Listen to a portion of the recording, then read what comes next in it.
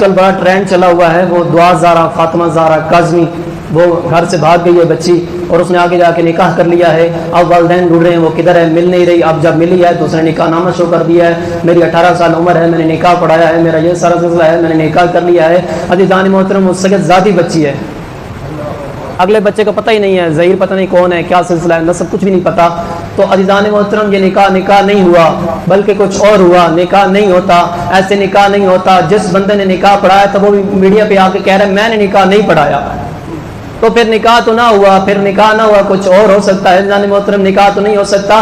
اس معاملے میں والدین برتھ سرٹیفکیٹ دکھا کے کہہ رہے ہیں یہ بچی 14 سال کی ہے، یہ بچی 27 اپریل کو 14 سال کی ہوئی ہے. اس بچی کا ہمارا نکاح ہم والدین کا نکاح ہوا تھا 2005 میں، اس کی ولادت ہوئی آخر اس میں بعد میں ہوئی. پہلے کیسے ہو سکتی ہے؟ اگر پہلے ہو سکتی ہے تو کسی اور کی بچی ہو سکتی ہے، ہماری بچی نہیں. بعد میں اس کی ولادت ہوتی ہے، برتھ ڈے اس کی بعد میں 27 اپریل کو ہے. عزیزان محترم اس کے مطابق جب وہ دیکھا جائے، جب وہ سارے میڈیا کو انہوں نے بتایا، ان کے بتانے کا مقصد کیا تھا کہ آج ہمارے بچی بھاگی ہے کل کسی اور کی نہ بھاگے، آج ہماری بچی بھاگی ہے کل کسی کی اور نہ بھاگے. عزیزان محترم اگر کوئی بھاگ کے جا کے شادی کر بھی لیتی ہے تو وہ شادی نہیں ہے، کورٹ میرج اسلام میں نہیں ہے جب تک والد کی اجازت نہیں ہے.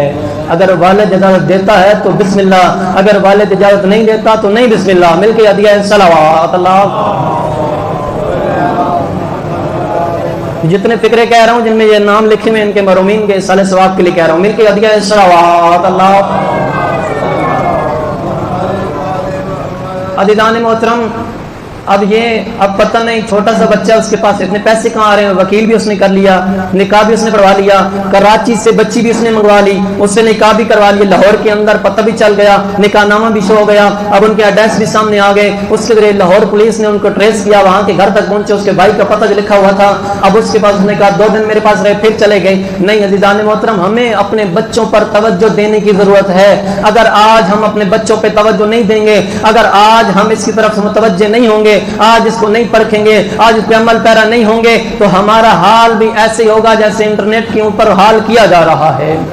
عزیزان محترم توجہ کی ضرورت ہے، اپنے بچوں کے اوپر توجہ دیں، ان کو اتنا پیار دیں کہ وہ آپ کے آگے کچھ کر ہی نہ سکے. ہو سکتا ہے بچی کو کسی نے اغوا کیا ہو یا کسی اور معاملے سے اس بچے کو بھی اغوا کیا گیا ہو، اب ان کا بیٹھ کے نکاح پڑھا دیا گیا ہو، دونوں جانتے نہ ہو. اب وہ بچی کہہ رہی ہے میں گھر سے کوئی قیمتی چیز لے کے نہیں آئی. عزیزان محترم اس بچی کو میں کہوں گا قیمتی چیز تو ہی آ گئی ہے. اپنے بچوں اپنے والدین کی قیمتی چیز سب سے قیمتی چیز تو ہے. سونا ان کے لیے قیمتی نہیں، دولت ان کے لیے قیمتی نہیں، زار ان کے لیے قیمتی نہیں، قیمتی ہوگا لیکن والدین کے لیے ان کی اولاد. المال والبنون زینت الحیات الدنیا، مال اور اولاد دنیا کی زینت ہے. تم دنیا کی زینت بن کے وہاں سے نکل کے آ کے بیٹھ کے یہ کہہ رہی ہو کہ میں نے کوئی قیمتی چیز نہیں اٹھائی. نہ اس بچی کے پاس پیسے ہیں، نہ اس ظہیر کے پاس پیسے ہیں، کسی کے پاس کچھ نہیں ہے تو پیچھے کوئی سپورٹ دے رہا ہے. آج ہفتے کے بعد، 1.5 ہفتے کے بعد، 2 ہفتے کے بعد ہو سکتا ہے خبر آ جائے دونوں بچے اغوا ہو گئے ہیں، دونوں بچوں کو اٹھا کے لیں گے. اب ہو تو نہیں سکتا کیونکہ انٹرنیٹ کے اوپر میڈیا کے اوپر اتنی اس کی وہ زور پکڑ چکا ہے. یہ معاملہ یہ واقعہ جب تک ایک عالم دین صیغہ نکاح، گواہوں کی ضرورت نہیں ہوتی نکاح کے اندر، 2 گواہ جو پیش کیے گواہوں کی ضرورت نہیں. طلاق کے اندر 2 عادل گواہوں کا ہونا ضروری ہے جن کی داڑھی بھی ہو، جو عادل ہوں. طلاق کے اندر یہ ضروری ہے، لازمی ہے، کمپلسری ہے.